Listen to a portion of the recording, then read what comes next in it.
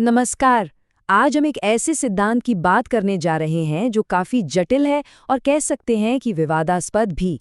ये हाल ही में एक इंटरव्यू में सामने आया और ये दुनिया में पावर कैसे काम करती है, खासकर अमेरिका पर किसका कंट्रोल है, इस पर एक बिल्कुल अलग नजरिया पेश करता है। तो चलिए आज हम सिर्फ इस सोच में पेश किए गए दावों को एक एक करके समझने की कोशिश करते हैं। तो इस पूरे तर्क की जो जड़ है, जो नींव है, वो इस एक लाइन में है। ये एक बहुत बड़ा दावा है और इसी के इर्द गिर्द पूरी थ्योरी बुनी गई है।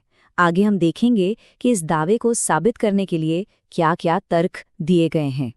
तो सवाल उठता है कि आखिर ये कैसे मुमकिन है, इतना बड़ा कंट्रोल कैसे किया जा सकता है। स्रोत सिर्फ एक इल्जाम लगाकर नहीं छोड़ता, बल्कि वो इसका पूरा एक मैकेनिज्म, एक तरीका बताता है।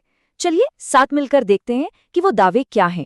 इस थ्योरी का पहला और सबसे modern pillar Jeffrey Epstein case से जुड़ा है।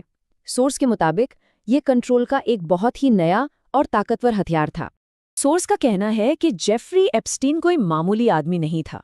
उसे कह सकते हैं कि जानबूझकर तैयार किया गया, उसे खूब पैसा दिया गया और इसका मकसद सिर्फ एक था, एक ऐसा ब्लैकमेल ऑपरेशन चलाना जिससे दुनिया के बड़े बड़े ताकतवर लोगों को अपने कंट्रोल में किया जा सके। अब ये ब्लैकमेल होता कैसे था? सोर्स के मुताबिक इसका एक बहुत सीधा साधा 4 स्टेप का प्रोसेस था। पहला, बड़े बड़े असरदार लोगों को खास पार्टियों में बुलाओ। दूसरा, वहां उन्हें हर तरह का ऐशो आराम दो, शराब, एंटरटेनमेंट, सब कुछ। तीसरा, उनकी गलत हरकतों को छुपकर रिकॉर्ड कर लो। और चौथा, बस उसी रिकॉर्डिंग का इस्तेमाल करके उन्हें ब्लैकमेल करो और कंट्रोल करो। लेकिन कहानी में ट्विस्ट तब आता है जब सोर्स के मुताबिक इस जाल में डोनाल्ड ट्रंप जैसा कोई बड़ा नाम फंस जाता है। और जैसे ही ऐसा होता है, ये तय कर लिया जाता है कि अब एप्स्टीन का खेल खत्म, उसे रास्ते से हटाना ही पड़ेगा। और कुछ ही वक्त बाद वो जेल में मरा हुआ मिलता है। तो इस पूरे कंट्रोल का, इस ब्लैकमेल का नतीजा क्या निकला? सोर्स एक बहुत खास उदाहरण देता है।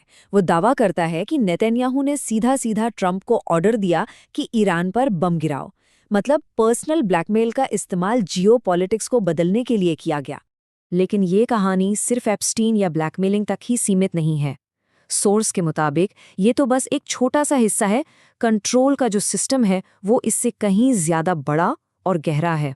तो ये कंट्रोल आता कहाँ से है? सोर्स के मुताबिक 4 मेन पिलर्स हैं। पहला, फाइनेंस, यानी बड़े बड़े बैंकों पर कंट्रोल। दूसरा, पॉलिटिक्स, मतलब अमेरिकी चुनावों की फंडिंग पर कब्जा। तीसरा, टेक्नोलॉजी, यानी सिलिकॉन वैली की बड़ी कंपनियों की लीडरशिप। और चौथा, मीडिया, जिसमें बड़े बड़े इन्फ्लुएंसर्स शामिल हैं। इन चारों को कंट्रोल करके पूरे अमेरिका की पॉलिसी पर असर डाला जाता है। और देखिए, स्ट्रैटेजी भी कितनी दिलचस्प बताई गई है। सोर्स का कहना है कि पूरे देश को कंट्रोल करने की जरूरत ही नहीं है, बस 2 मेन हब्स पर कब्जा कर लो। सिलिकॉन वैली, जहां से सारी इंफॉर्मेशन और टेक्नोलॉजी कंट्रोल होती है, और न्यूयॉर्क, जो दुनिया का फाइनेंस कैपिटल है। इन 2 जगहों पर जिसका कंट्रोल, उसका पूरे देश पर कंट्रोल। तो सवाल ये है कि इतने बड़े कंट्रोल की जड़ें कहाँ हैं? ये सब शुरू कैसे हुआ? इसके लिए सोर्स हमें इतिहास में लेके जाता है। यहाँ सोर्स एक बहुत ही अनोखा ऐतिहासिक तर्क देता है। उसका कहना है कि पुराने जमाने में ईसाई और मुस्लिम धर्म में कर्ज पर ब्याज लेना मना था, लेकिन यहूदी धर्म में इसकी इजाजत थी। तो इसका नतीजा क्या हुआ? यहूदी साहूकार बहुत तेजी से पैसा जमा करते गए। अच्छा, तो इस जमा हुए पैसे का क्या किया गया? सोर्स का दावा है कि इसे सीधे बिजनेस में नहीं लगाया गया, बल्कि इससे दूसरों के बिजनेस में पर्दे के पीछे से पैसा लगाया गया। इनडायरेक्ट इन्वेस्टमेंट, मतलब सामने कोई और लेकिन कंट्रोल पीछे से किसी और का। और इसी आर्थिक ताकत की वजह से सोर्स के मुताबिक इतिहास में बड़े बड़े टकराव भी हुए। और ये थ्योरी हमें सीधे वर्ल्ड वॉर 2 तक ले आती है। यहाँ सोर्स हिटलर के एक्शन के लिए एक बहुत ही विवादास्पद वजह बताता है। उनका दावा है कि हिटलर ने यहूदियों को इसलिए निशाना बनाया क्योंकि वो जर्मनी में रहते हुए ब्रिटेन की आर्थिक रूप से मदद कर रहे थे। तो ठीक है, इतना सब कुछ, ये कंट्रोल, ये इतिहास, इसका आखिर मकसद क्या है? एंड गेम क्या है? सोर्स के मुताबिक ये सब कुछ एक बहुत बड़े जियोपॉलिटिकल लक्ष्य की तरफ इशारा करता है। और वो लक्ष्य है ग्रेटर इजराइल। अब ये ग्रेटर इजराइल है क्या? सोर्स इसे ऐसे समझाता है कि ये एक ऐसा इजरायली राज्य बनाने का सपना है जिसका कोई फिक्स्ड नक्शा न हो, कोई तय बॉर्डर न हो। मतलब इसकी सीमाएं लगातार फैलती रहें। और इसी कॉन्टेक्स्ट में सोर्स मिडिल ईस्ट में जो कुछ भी हो रहा है उसे एक अलग नज़र से देखता है।